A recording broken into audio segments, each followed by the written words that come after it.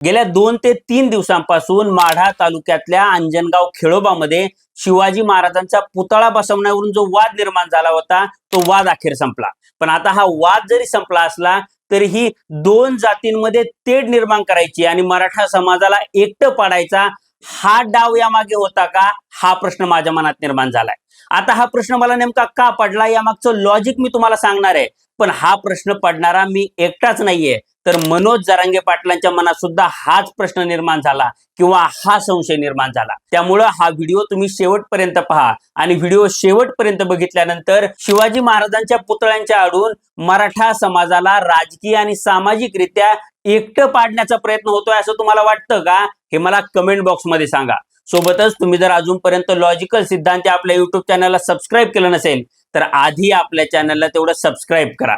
नमस्कार, मी सिद्धांत आणि लॉजिकल सिद्धांत आपल्या युट्यूब चॅनलमध्ये तुमचं अगदी मनपूर्वक स्वागत आहे। तर गेल्या 2 ते 3 दिवसांपासून माढा तालुक्यातल्या अंजनगाव खेळोबामध्ये शिवाजी महाराजांच्या पुतळ्यावरून वाद निर्माण झाला होता। म्हणजे अंजनगाव बदलं जे प्रसिद्ध खेळोबा मंदिर आहे त्या मंदिराच्या परिसरातच शिवाजी महाराजांचा पुतळा रातोरात उभारला गेला आणि त्यामुळे धनगर समाज हा आक्रमक झाला होता आणि त्यावरून मराठा समाज आणि धनगर समाज हे आमने सामने आले होते आणि यातून या परिसरात तणावाचं वातावरण निर्माण झालं होतं। आता या जागेची मोजणी झाल्यानंतर ज्या ठिकाणी शिवाजी महाराजांचा पुतळा बसवला होता ती जागा मंदिराचीच आहे असं समोर आलंय आणि त्यामुळे आता हा पुतळा हलवला जाणार आहे। पण शिवाजी महाराजांच्या पुतळ्यावरून वाद होण्याची ही फक्त एकमेव घटना आहे का, तर तसं नाहीये।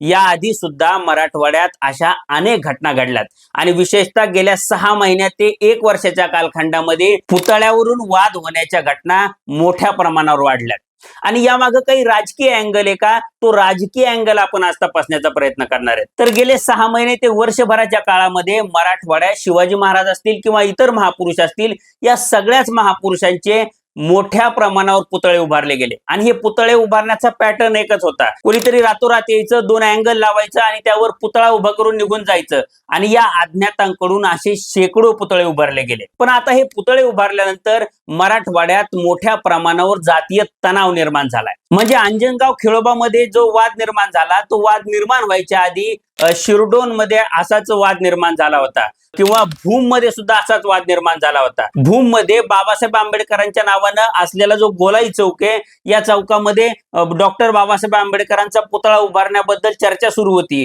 किंवा तशी तयारी सुरू होती आणि एक दिवस अचानक छत्रपती शिवाजी महाराजांचा पुतळा रातोरात तिथं बसवला गेला आणि या पुतळ्यामुळे दलित समाज आणि मराठा समाज हे काही काळ आमने सामने आलेले आपल्याला बघायला मिळाले आणि यामुळं दोन्ही समाजामध्ये दरी निर्माण झाली। हेच प्रकरण झालं ते शिरढोण मध्ये।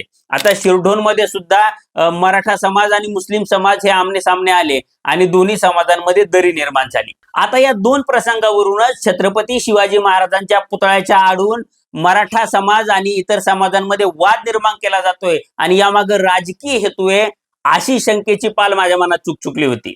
अशी पाल माझ्या मनात का चुकचुकली, तर त्याला पार्श्वभूमी होती ती म्हणजे गेल्या विधानसभा आणि लोकसभा निवडणुकांची। तर तुम्हाला आठवत असेल की लोकसभा निवडणुकांच्या वेळी मनोज जरांगे पाटलांचं मराठा आरक्षणासाठीचं आंदोलन सुरू होतं आणि या आंदोलनामुळे मराठा विरुद्ध ओबीसी असं थेट ध्रुवीकरण निर्माण झालं होतं। म्हणजे ओबीसी समाज हा भाजपच्या वळचणीला गेला होता तर मराठा समाज हा भाजपपासून दुरावला होता, त्यामुळे तो महाविकास आघाडीच्या बाजूला सरकला होता आणि या परिस्थितीमध्ये लोकसभेच्या निवडणुका पार पडल्या आणि ज्यावेळी निकाल आले त्यावेळी महाविकास आघाडीला घवघवीत यश मिळालेलं आपल्याला बघायला मिळालं आणि त्याचं कारण होतं ते म्हणजे मराठा समाज, मुस्लिम समाज आणि दलित समाज या 3ही समाजांनी भाजपच्या विरोधात मतदान केलं आणि त्यामुळेच भाजपला लोकसभेच्या निवडणुकीमध्ये मराठवाड्यात मोठ्या प्रमाणावर अपयशाचा सामना करावा लागला। आणि या परिप्रेक्ष्यामध्ये तुम्ही आता छत्रपती शिवाजी महाराजांच्या पुतळ्यावरून जो वाद निर्माण झालाय त्या वादाकडे बघा। म्हणजे भूम मध्ये शिवाजी महाराजांचा पुतळा उभारल्यामुळं मराठा समाज आणि दलित समाजामध्ये वाद झाला किंवा शिरढोण मध्ये शिवाजी महाराजांच्या पुतळ्यावरून मराठा समाज आणि मुस्लिम समाज समोरासमोर आले आणि या वादामुळं या 3ही समाजामध्ये एक दरी निर्माण झाली किंवा एकमेकांविषयी कटुतेची भावना निर्माण झाली। मग मी या सगळ्या राजकीय परिप्रेक्ष्यात ज्यावेळी या वादाकडे बघतो किंवा भूम मध्ये आणि शिरढोण मध्ये झालेल्या घटनांकडे बघतो त्यावेळी शिवाजी महाराजांच्या पुतळ्याचा वापर करून मराठा समाजाला भावनिक करायचं आणि या 3ही समाजामध्ये वाद निर्माण करायचा असा तर कुणाचा प्रयत्न नाहीये ना।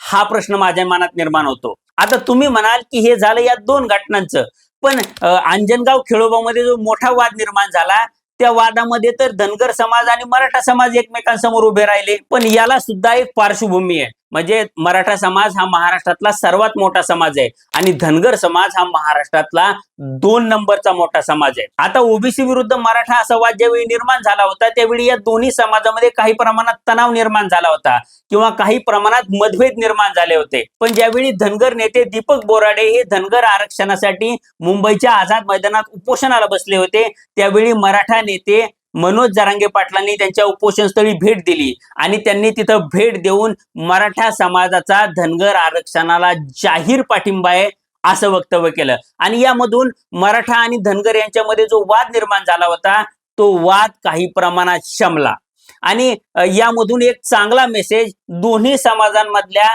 ग्राउंडवर काम करणाऱ्या कार्यकर्त्यांमध्ये गेला. आता सध्याच्या राजकीय परिस्थितीमध्ये सर्वाधिक संख्या असलेला मराठा समाज आणि 2 नंबरची संख्या असलेला धनगर समाज हे दोन्ही समाज एकत्रित आले तर महाराष्ट्राची राजकीय आणि सामाजिक समीकरणं ही वेगळी दिसतील हे तुम्ही लक्षात घ्या.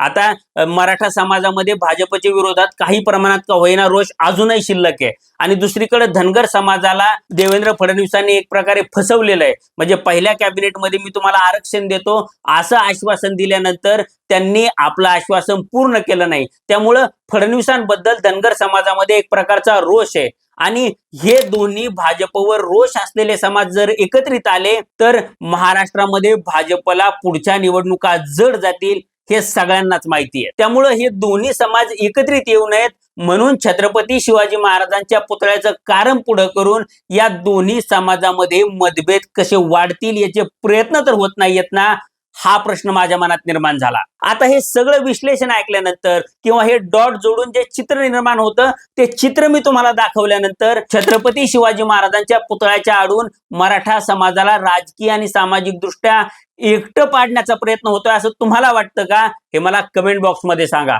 सोबतच व्हिडिओ आवडला असेल तर व्हिडिओला लाईक करा आणि असेच नवनवीन व्हिडिओ पाहण्यासाठी लॉजिकल सिद्धांत आपल्या युट्यूब चॅनलला सबस्क्राईब करायला विसरू नका. धन्यवाद.